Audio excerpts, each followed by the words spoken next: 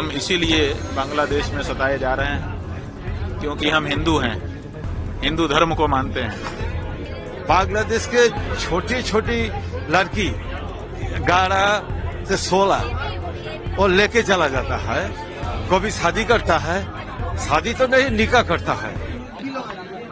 कुछ हिंदू इकट्ठा होकर के आए जिनमें पुरुष भी थे, स्त्रियां भी थीं, माताएं भी थीं, और उन्होंने अपनी जो पीड़ा है उसको हमारे सामने रखा और गुहार लगाई कि हम इसीलिए बांग्लादेश में सताए जा रहे हैं क्योंकि हम हिंदू हैं, हिंदू धर्म को मानते हैं। इसलिए आप चूंकि हिंदू धर्म के सर्वोच्च धर्माचार्य हैं, आप हमारे पिता हैं धर्म के, आप हमारे अभिभावक हैं, तो आप हमारी रक्षा करिए। तो हमने उनकी पीड़ा को सुना है और सुन करके उनको नैतिक रूप से, भावनात्मक रूप से समर्थन दिया है कि आपके साथ हम हैं, आपकी पीड़ा को दूर करने के लिए आपके कार्यक्रमों में जो उचित होंगे हम साथ देंगे। सर, कोई दल भी भेजा जाएगा बांग्लादेश का, सरकार से बात की जाएगी इस मामले में? अब उन्होंने हमसे अनुरोध किया है कि आप भारत की सरकार से बात करिए ताकि वहां दबाव डाल करके हमारी तात्कालिक सुरक्षा सुनिश्चित करें। और उन्होंने ये कहा है कि हम बांग्लादेश में जिस तरह से अभी रह रहे हैं, लगता नहीं है कि लंबे समय तक हम ठीक से रह पाएंगे। इसलिए बांग्लादेश में ही हमको जो दो हमारे डिवीजन हैं, एक रंगपुर और दूसरा राजशाहीपुर, इन दोनों डिवीजन को जो ब्रह्मपुत्र और पद्मा नदी से संरक्षित हैं, इनको हिंदू भूमि के रूप में हमको सुरक्षित कर दिया जाए ताकि हम हिंदू लोग पूरे बांग्लादेश से आके वहां रहने लग जाएं तो हमारी समस्या दूर हो सकती है। तो हमने ये भी सुना है और साथ ही साथ उन्होंने कहा है कि अगर ये नहीं हो सकता है तो भारत सरकार से आप बात करिए हमारी ओर से, और बात करके दबाव डालिए कि वो ये कहें कि भारत के जो बांग्लादेश के लोग आकर के भारत में रह रहे हैं उनको बांग्लादेश भेजा जाए, और जो हम हिंदू बांग्लादेश में रहे हैं उनको भारत अपने स्वीकार कर ले, तो अदला बदली हो जाए दोनों देश के नागरिकों की। ये भी एक विकल्प उन्होंने हमारे सामने रखा है, हम सरकार से बात करें। आप महाराज जी, आपकी तरफ से क्या सरकार से संदर्भ में कोई प्रयास किए जाएंगे कि कम से कम इनकी आवाज पहुंचे वहां तक? हाँ बिल्कुल, इन्होंने यही हमसे चाहा है। हम सीधे तो कोई लंबी मदद कर भी नहीं सकते हैं, भावनात्मक रूप से इनके साथ खड़े होने की जो जरूरत थी, इनकी पीड़ा को सुनने की जो जरूरत थी, उसको तो हमने पूरा किया है। लेकिन भारत की सरकार से इनकी पीड़ा अवगत कराना और कुछ करने के लिए प्रेरित करना, यही इन्होंने हमसे चाहा है और हम ये जरूर करेंगे। लेकिन महाराज जी, लगता नहीं है कि ऐसे मामलों में राजनीति नहीं होनी चाहिए? फिलिस्तीन की आवाज संसद में उठ रही है, लोग बैग लेके पहुंच रहे हैं, झूला लेके पहुंच रहे हैं, बांग्लादेश के हिंदुओं की आवाज क्यों नहीं चाहिए? वोट बैंक नहीं है इसलिए ऐसा हो रहा है? देखिए, वोट बैंक हो चाहे ना हो, हम लोग तो धर्माचार्य हैं और धर्म के पालन में जो लोग लगे हुए हैं उनका सहयोग करना और उनको उनके मनोबल को बढ़ाना, ये हमारा कार्य है और इसके लिए हम लोग अपना कार्य करेंगे। सरकारों को भी सुनना पड़ेगा क्योंकि ये सीधे वोट बैंक नहीं है, लेकिन इनके साथ जुड़े हम जो हैं, हम तो वोट बैंक हैं। हम भारत के हिंदू तो वोट बैंक हैं। हम अगर बांग्लादेश के हिंदुओं के साथ अपने आप को जोड़ेंगे तो स्वाभाविक है उसका परिणाम भारत की राजनीति में भी देखने को मिलेगा। लेकिन भारत में मुस्लिम वोट बैंक मजबूत है, यहाँ पर उनकी चर्चा होती है, लेकिन हमारे जो हिंदू भाई हैं उनकी चर्चा बांग्लादेश को लेकर यहाँ विपक्ष क्यों? देखिए, बात यह है, तो फिलिस्तीन की आवाज उठा रहा है। बात यह है कि पक्ष है कि विपक्ष है, कौन खड़ा है आप बताओ?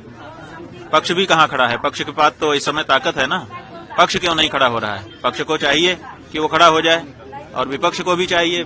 अगर विपक्ष नहीं हो रहा है तो हम उसको दोष दे सकते हैं, लेकिन तब जब पक्ष हमारे लिए खड़ा हो। लेकिन यहाँ तो हमारे लिए कोई नहीं खड़ा हो रहा है और बांग्लादेशी हिंदुओं की भी यही पीड़ा है कि कोई देश, विशेष करके भारत, उनके लिए क्यों खड़ा नहीं हो रहा है। खड़ा होना चाहिए। चार पीठ का अगला कदम क्या होगा इन शरणार्थियों को लेकर? देखिए, हमारी तो ये है कि अब आए हैं, इनकी पीड़ा को हमने सुना है, इनकी भगवान सुरक्षा करे, और साथ ही साथ एक प्रतिनिधि मंडल हम जल्दी ही बांग्लादेश भेजेंगे ताकि वहां जाकर के और भी हिंदुओं से चर्चा करें, और एक प्रतिनिधि मंडल हम भारत की सरकार के पास भेजेंगे ताकि वो भारत की सरकार से इनकी पीड़ा जो इन्होंने हमसे कही है और हमारे माध्यम से सरकार को पहुंचाना चाहा है, वो हम अपनी सरकार को इनकी पीड़ा से अवगत अपनी तरफ से करा सकें। कौन टाइम में आप टेम्पल अटैक करेगा? जब हम आपको घृणा करेगा। बांग्लादेश में देव देवी का मूर्ति हर रोज टूटता है। ये डेली एवरीडे ये एवरीडे अफेयर्स।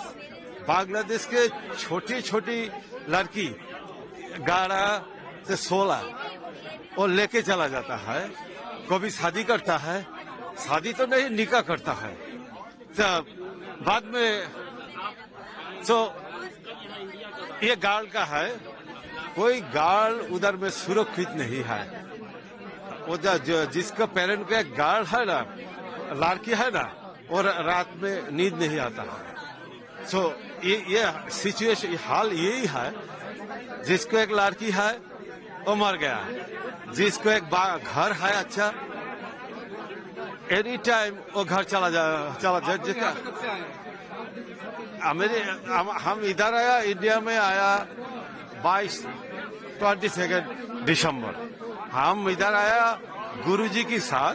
भास्कर महाराज चिन्मय महाराज जेल में बंद है और उनका नाम है हजारों और निर्दोष हिंदुओं को बांग्लादेश का अभी जो, मैं तो सरकार नहीं कहेगा, जो हिंदुओं को बांग्लादेश से भगाने के लिए जो उसका एजेंडा है उसका सफल करने के लिए उनका आदेश में हजारों हिंदुओं को जेल में बंद करके रखा और झूठा केस डाल के सबको घर से बाहर कर दिया। ऐसे बहुत एरिया है, चाहे वो रंगपुर हो, चिटागंग हो और दूसरे एरिया में भी, जहाँ से बांग्लादेश में पुलिस का बड़ा ऑफिसर जिसका नाम है, कोई भी एलिगेशन नहीं है उनका कोई गलत है, ऐसे भी बड़ा ऑफिसर को भी उन्होंने निकाल दिया जिसका नाम है, कोई शिकायत नहीं है। स्कूल में हिंदू टीचर को मार के, जूता मार के, स्टूडेंट इसको पिटाई करके वो खुशियां बनाता है क्या हमने एक हिंदू टीचर को पिटाई किया, ये मेरा जिंदगी में सबसे बड़ा। तो और उन्होंने तो खुला सड़क में मिसिल डाल रहे हैं, जुलूस निकाल रहे हैं क्या, एक इस्लाम को पकड़ो, हिंदू को पकड़ो और उसको जिंदा जबाई करो।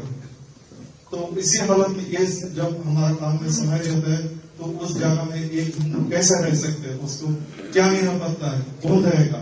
और ऐसा बहुत आदमी है जिसको इंडिया में से भी वीजा नहीं मिलता है और उसको किसी को अगर मिल भी गया उसको इमिग्रेशन से जेल में लेकर डालता है। एक हमारा हिंदू जो जर्नलिस्ट है सैमुअल दत्त, उनको उन्होंने इमिग्रेशन से पकड़ के जेल में डाल के रखा, सबसे आज भी जेल में बंद है।